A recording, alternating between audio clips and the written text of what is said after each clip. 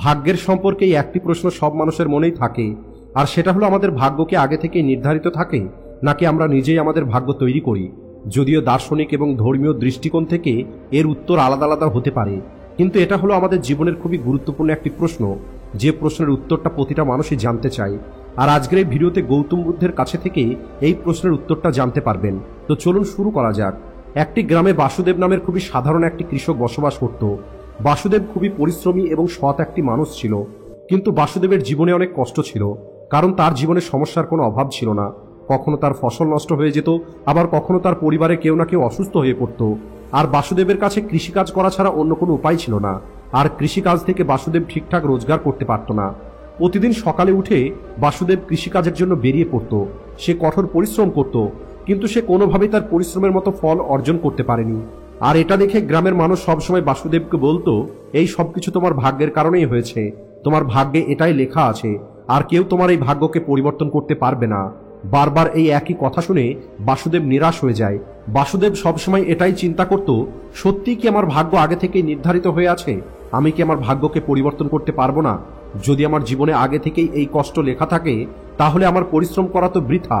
বাসুদেবের এই প্রশ্নটা তার জীবনে একটি বড় পরিবর্তন নিয়ে আসতে যাচ্ছিল।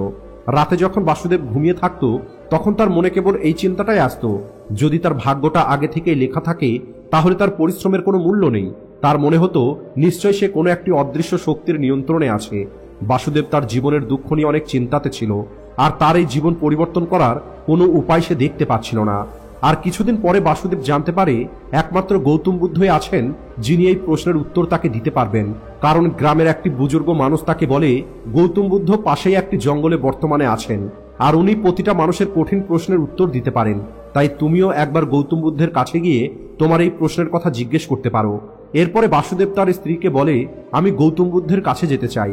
আমি এটা জানতে চাই, আমার ভাগ্য কি আগে থেকেই নির্ধারিত, নাকি আমি আমার ভাগ্যকে পরিবর্তন করতে পারবো?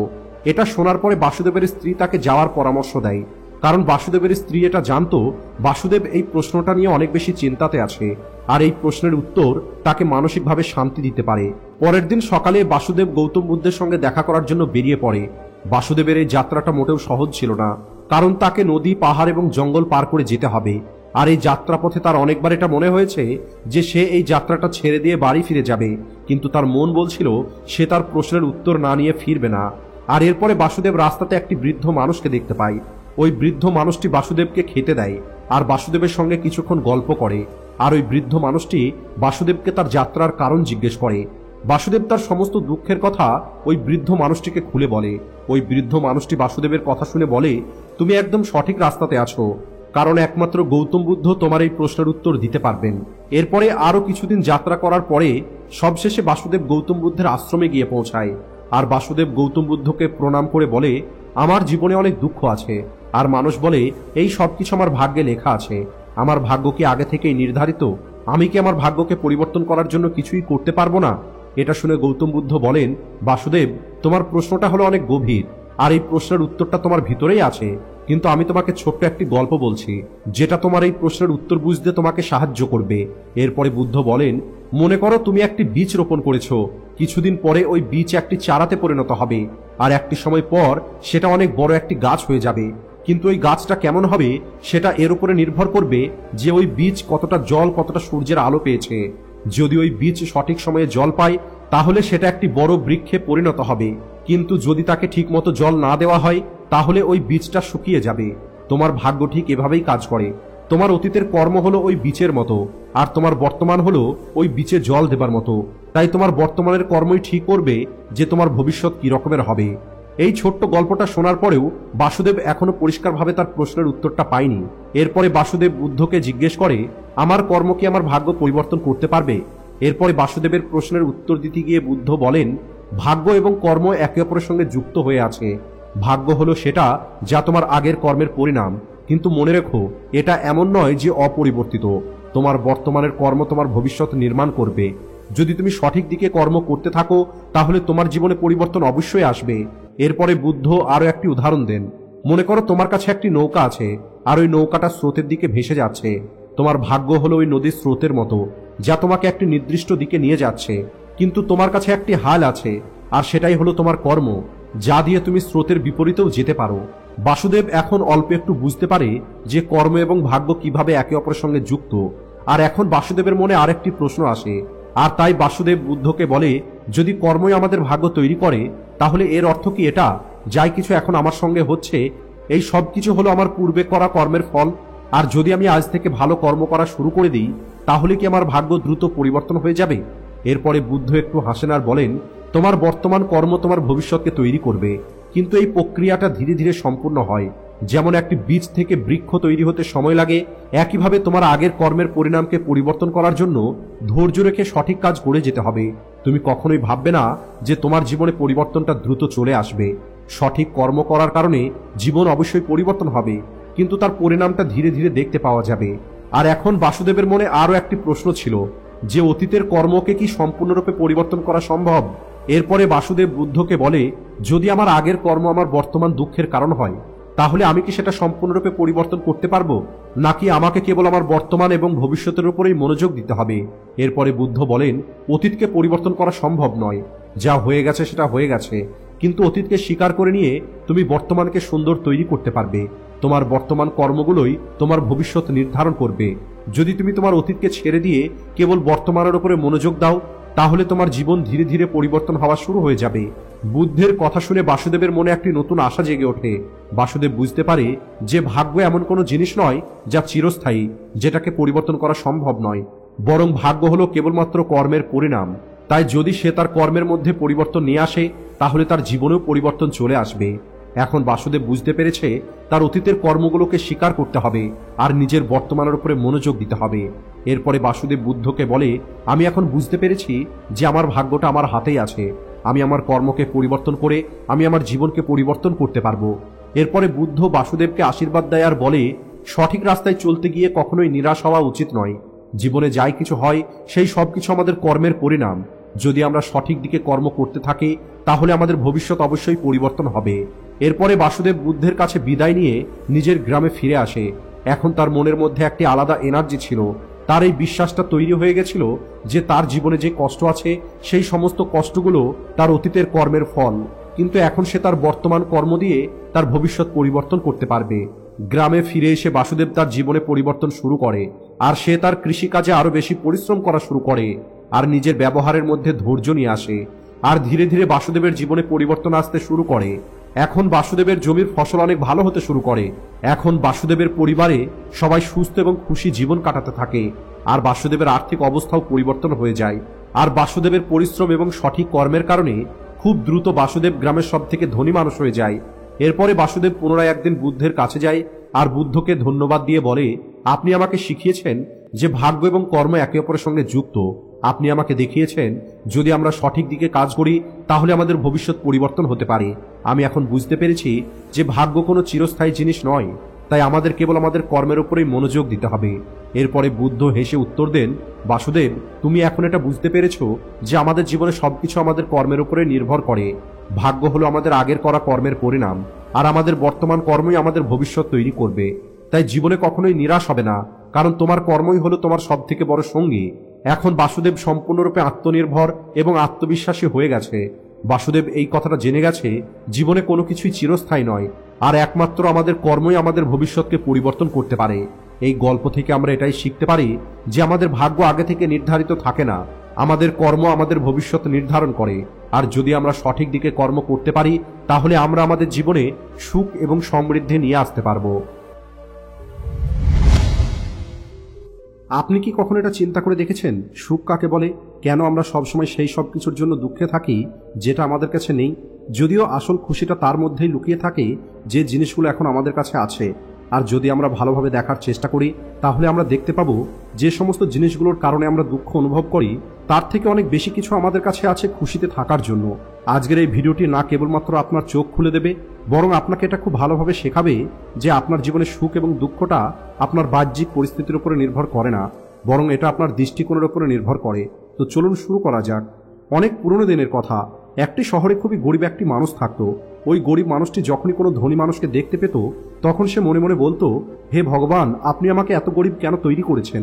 এই ধনী মানুষগুলোকে দেখুন, এরা কত আনন্দের মধ্যে আছে, আর অন্যদিকে আমি, যার কাছে কোনো রকমের অর্থ নেই, আর এই মানুষগুলো কত টাকা নষ্ট করে দিচ্ছে। হে ভগবান, আপনি আমাকে ধনী তৈরি করে দিন। আর একদিন ওই গরিব মানুষটি এইরকমই কথা বলছিল, আর তখন ওই গরিব মানুষটির সামনে দিয়ে একটি বৌদ্ধ সন্ন্যাসী যাচ্ছিল। ওই সন্ন্যাসী ওই লোকটির সমস্ত কথা শুনতে পায়, আর ওই লোকটিকে বলে, কি হয়েছে, তুমি এত চিন্তাতে কেন আছো? তোমাকে দেখে এত দুঃখী কেন মনে হচ্ছে? তোমার কি কোনো কষ্ট আছে? এরপরে ওই লোকটি বলে, গুরুজি, আমি অনেক দুঃখের মধ্যে আছি। আমি হলাম অনেক গরিব, আমার কাছে তো ঠিক করে খাবার মতো টাকাও নেই। আমি সামান্য কিছু টাকার জন্য অনেক পরিশ্রম করি। এই পৃথিবীতে আমার আপন বলতে কেউ নেই। আমি আমার জীবনে সুখী হতে চাই, আমি আমার জীবনে ধনী হতে চাই। গুরুজি, আপনি কি আমাকে এমন কোনো উপায় বলতে পারবেন যে উপায় ব্যবহার করে আমি খুব দ্রুত ধনী হয়ে যেতে পারবো, আর আমার কাছে কোনো কিছুর অভাব থাকবে না? ওই লোকটির এই সমস্ত কথা শুনে ওই সন্ন্যাসী বলে, তুমি আমার সঙ্গে চলো। এটা বলেই ওই সন্ন্যাসী ওই গরিব লোকটিকে একটি ধনী লোকের বাড়ির সামনে নিয়ে যায়। ওই ধনী লোকের বাড়ি দেখে ওই গরিব লোকটি অবাক হয়ে যায়। এরপরে ওই গরিব লোকটি ওই সন্ন্যাসীকে বলে, গুরুজি, এতটা ধনী হবার জন্য আমি তো যে কোনো কিছু করার জন্য রাজি আছি। যদি আমার কাছে এতটা ধনসম্পদ থাকে তাহলে তো আমার জীবন সম্পূর্ণ পরিবর্তন হয়ে যাবে। এরপরে ওই সন্ন্যাসী একটু হেসে গরিব লোকটিকে বলে, এই কারণেই তো আমি তোমাকে এখানে নিয়ে এসেছি। সন্ন্যাসী ওই গরিব লোকটিকে ওই বাড়ির মালিকের কাছে নিয়ে যায়, আর ওই ধনী লোকটিকে বলে, তোমার কাছে তো এত ধনসম্পদ আছে, এত বড় বাড়ি আছে, সমস্ত রকমের সুখ সুবিধা আছে, তুমি কি তোমার জীবনে সুখে আছো? তখন ওই ধনী লোকটি একটু দুঃখী হয়ে ওই সন্ন্যাসীকে বলে, গুরুজি, আপনি কোন সুখের কথা বলছেন? কেবলমাত্র ধনসম্পদ থাকলেই তো আর সুখী হওয়া যায় না। আমি তো হলাম জন্ম থেকেই অন্ধ, আর একটি অন্ধ মানুষের জীবনে কি রকমের সুখ? সুখী তো হলো সেই সমস্ত মানুষ যাদের কাছে চোখ আছে, যারা এই পৃথিবী দেখতে পাচ্ছে। গুরুজি, আমি তো কেবল এটাই চাই যে কোনো না কোনোভাবে আমি যেন এই পৃথিবী দেখার সুযোগ পাই। আমি আমার জীবনে একবার হলেও আমি আমার বাবা মাকে নিজের চোখে দেখতে চাই, আর এর পরিবর্তে যদি কেউ আমার সমস্ত ধনসম্পদ নিয়ে নেয় তাহলেও আমি সেটা দিতে রাজি আছি। আমি এত বেশি দুঃখে আছি যতটা দুঃখে হয়তো কোনো মানুষই নেই। এরপরে ওই সন্ন্যাসী ওই গরিব লোকটির দিকে তাকিয়ে বলে, তোমার কাছে এখন অনেক বড় একটি সুযোগ আছে। যদি তুমি চাও তাহলে কেবলমাত্র তুমি তোমার চোখ দিয়ে তুমি এই লোকটির সমস্ত ধনসম্পদ নিয়ে নিতে পারো, আর তারপরে তুমি অনেক বেশি ধনী হয়ে যাবে, তুমিও অনেক বেশি সুখী হয়ে যাবে, তুমি তোমার সুখ পেয়ে যাবে, আর এই ধনী লোকটি এই পৃথিবী দেখার সুযোগ পেয়ে যাবে। এরপরে ওই গরিব লোকটি বলে, না গুরুজি, আপনি এটা কি বলছেন? আমার কাছে যদি চোখ না থাকে তাহলে আমি ধনী হয়ে কি করব? আমি আমার চোখ কোনোভাবেই দিতে পারবো না। এরপরে ওই সন্ন্যাসী গরিব লোকটিকে বলে, তুমি আরও একবার ভালো করে চিন্তা করে দেখে নাও, এমন সুযোগ কিন্তু তুমি আর পাবে না। এরপরে ওই গরিব লোকটি বলে, গুরুজি, যদি আপনার কাছে অন্য কোনো উপায় থাকে তাহলে আমাকে বলুন, তা না হলে আমি আমার বাড়ি ফিরে যাচ্ছি। এরপরে ওই সন্ন্যাসী ওই গরিব লোকটিকে বলে, ঠিক আছে, যদি তুমি তোমার চোখ দিতে না চাও তাহলে কোনো সমস্যা নেই, আমরা অন্য কোনো রাস্তা খুঁজে বার করব। এরপরে ওই সন্ন্যাসী ওই গরিব লোকটির হাত ধরে আর একটি ধনী লোকের বাড়িতে নিয়ে যায়। এই ধনী লোকটার বাড়ি আগের ধনী লোকটার বাড়ির তুলনায় আরো বেশি বড় ছিল, আর এই বাড়িটা দেখে ওই গরিব লোকটি বলে, এত বড় বাড়ি আমি আজ পর্যন্ত কখনোই দেখিনি। এরপরে ওই সন্ন্যাসী ওই গরিব লোকটিকে ওই বাড়ির মালিকের কাছে নিয়ে যায়, আর ওই ধনী লোকটিকে বলে, তুমি তো জীবনে অনেক খুশিতে আছো, তোমার কাছে এত বড় বাড়ি আছে, তোমার কাছে সমস্ত রকমের সুখ সুবিধা আছে, তোমার জীবনে তো কোনো কিছুর অভাব নেই, তুমি নিশ্চয়ই জীবনে অনেক সুখে আছো। এরপরে ওই ধনী লোকটি একটু দুঃখী হয়ে সন্ন্যাসীকে বলে, আপনি এটা কি রকমের কথা বলছেন?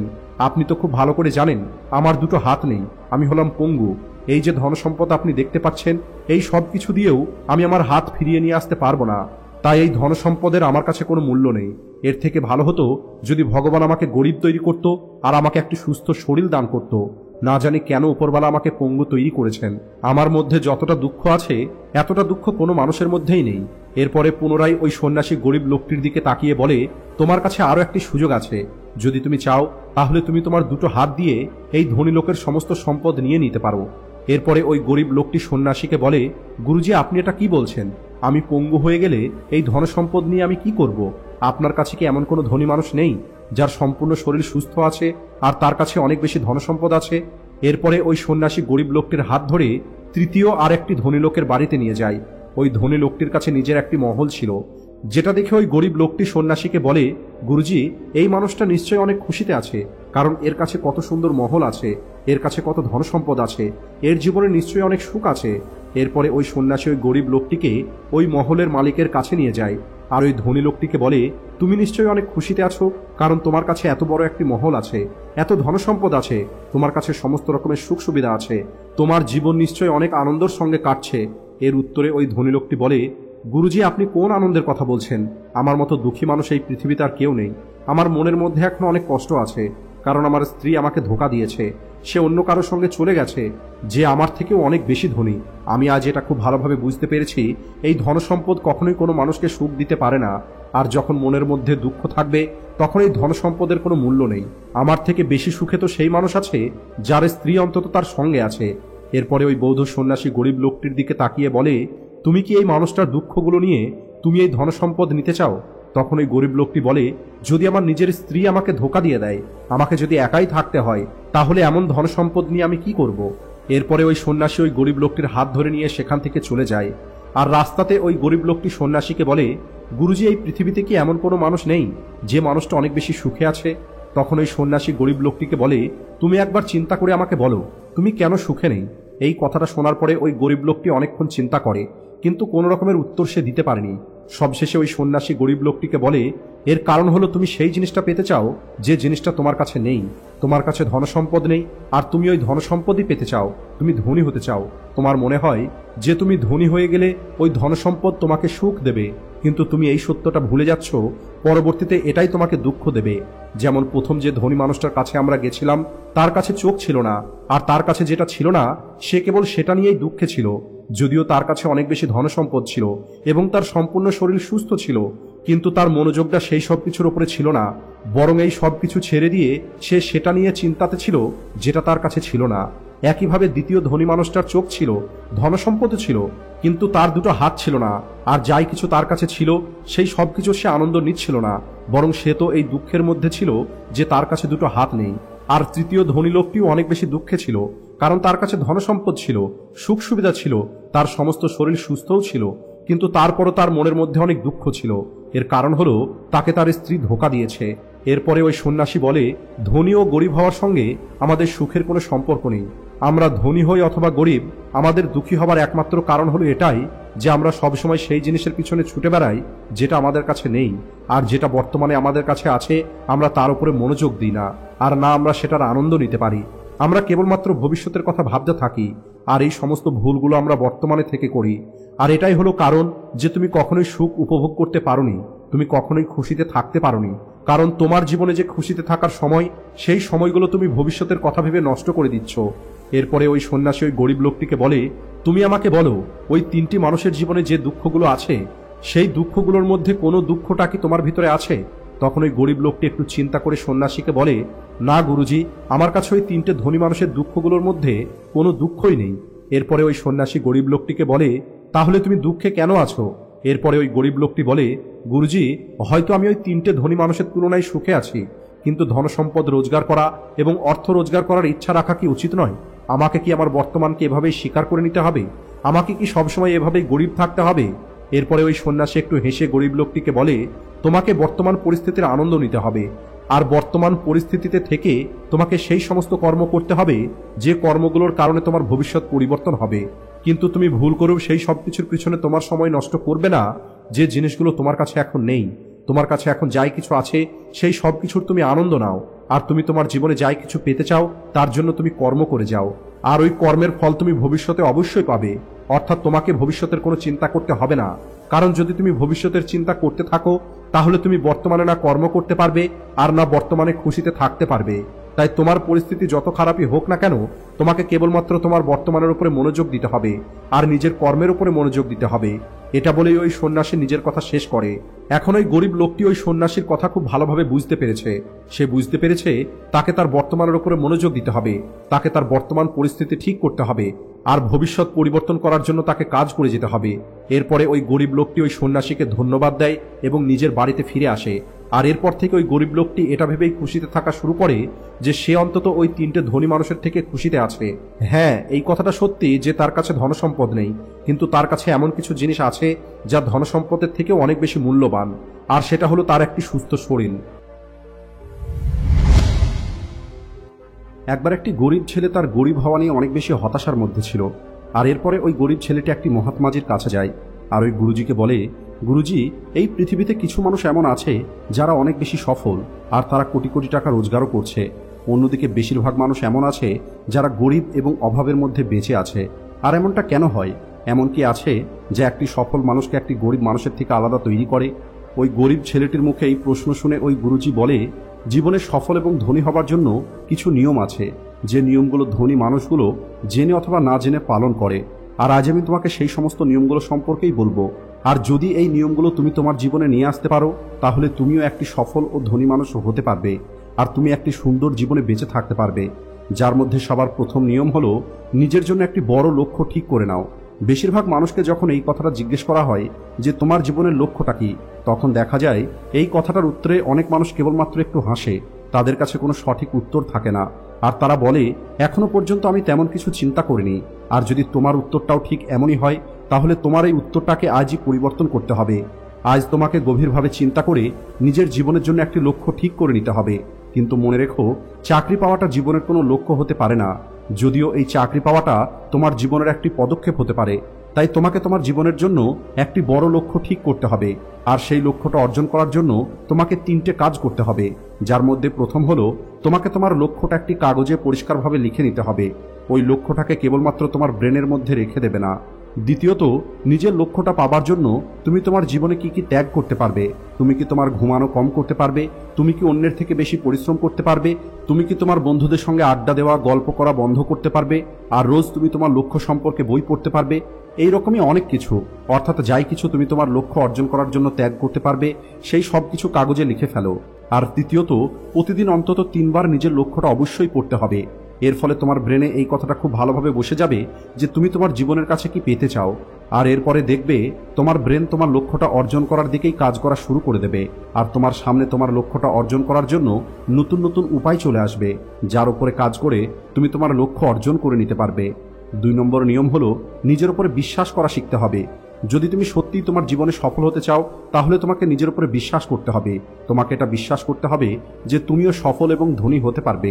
কিন্তু সমস্যা হলো, বেশিরভাগ মানুষ ভয় পায়, যে কারণে তাদের আত্মবিশ্বাসটা দুর্বল হয়ে যায়। একটি মানুষের মধ্যে সাধারণত 6 রকমের ভয় থাকে।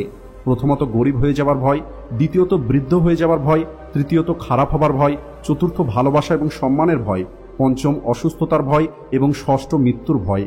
আর যদি তোমার মধ্যেও এই ভয়গুলো থাকে, তাহলে তোমাকে নিজের সঙ্গে পজিটিভ কথা বলা শুরু করে দিতে হবে। যদি তুমি সবসময় নিজেকে পজিটিভ কথা বলতে থাকো, তাহলে তোমার ভিতরের এই ভয়গুলো একদিন দূর হয়ে যাবে, আর তোমার ভিতরের আত্মবিশ্বাস অনেক বেশি বেড়ে যাবে। সবসময় তোমাকে তোমার ভয়ের মোকাবেলা করা শিখতে হবে। এর ফলে জয়টা তোমারই হবে।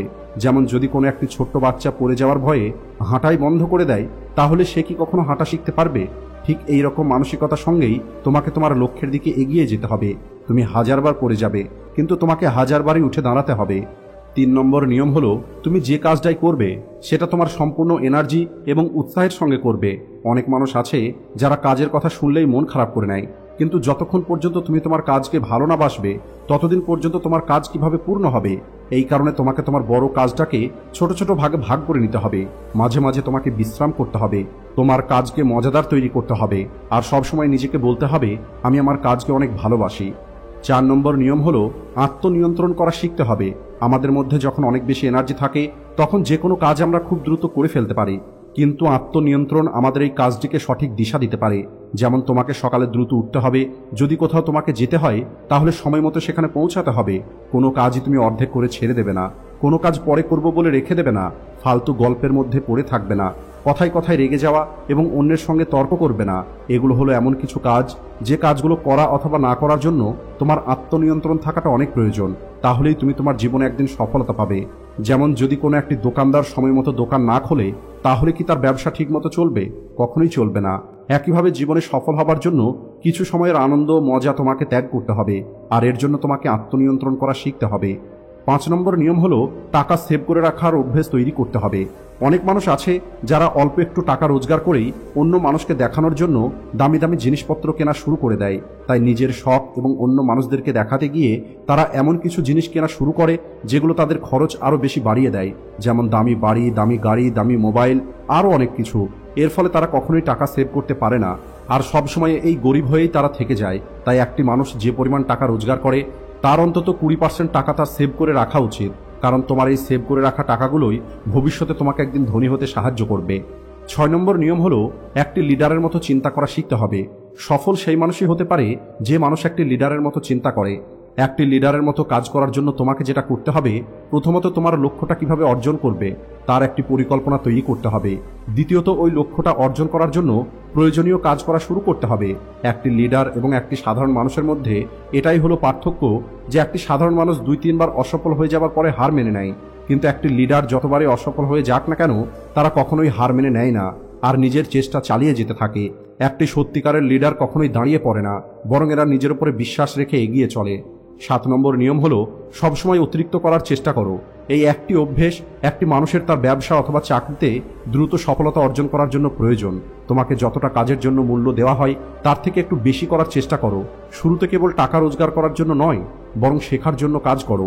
মনে করো তুমি নিজের জন্য কোনো একটি ব্যবসা শুরু করতে চাও, আর শুরুতে তুমি তেমনই একটি ব্যবসায়ীর কাছে কাজ করা শুরু করেছো, তাহলে তুমি সেখানে এমন কোনো ব্যবহার করবে না যেটা দেখে মনে হবে যে তুমি কেবলমাত্র টাকা রোজগার করার জন্য এসেছো, বরং তোমাকে যতটুকু করতে বলা হবে তার থেকে একটু বেশি করবে। সম্ভব হলে তুমি অন্য মানুষদেরকেও সাহায্য করবে। এর ফলে অন্য মানুষগুলো তোমাকে পছন্দ করা শুরু করবে। এটা তোমাকে ভিড়ের থেকে আলাদা দেখাবে, আর খুব দ্রুত ওই ব্যবসার অন্য মানুষগুলো তোমার সঙ্গে যুক্ত হওয়া শুরু হয়ে যাবে। আর তুমি ওই ব্যবসার সঙ্গে যুক্ত সেই সব কিছু জানতে পারবে যেগুলো তোমাকে ওই ব্যবসায় একদিন সফল তৈরি করবে।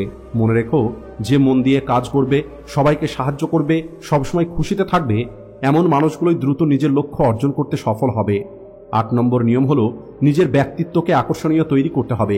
সফল হবার জন্য একটি মানুষের ব্যক্তিত্ব অনেক গুরুত্ব রাখে, আর এই কারণে নিজের ব্যক্তিত্বকে সুন্দর তৈরি করতে হবে। আর এর জন্য তোমাকে শুরু করতে হবে তোমার পোশাক থেকে। এটা গুরুত্বপূর্ণ নয় যে তোমাকে দামি পোশাক পরতে হবে, কিন্তু তোমার পোশাক পরিষ্কার পরিচ্ছন্ন হতে হবে।